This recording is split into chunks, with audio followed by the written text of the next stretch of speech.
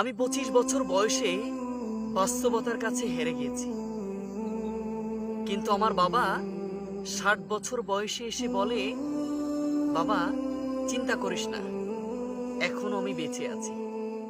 আমাকে যদি কেউ প্রশ্ন করে যে তোমার কাছে পৃথিবীর সবচাইতে শ্রেষ্ঠ কে, বা তোমার কাছে ভালো লাগে কে, তা আমি আমার কাছ থেকে আমি বলবো আমার সংগ্রামী বাবা।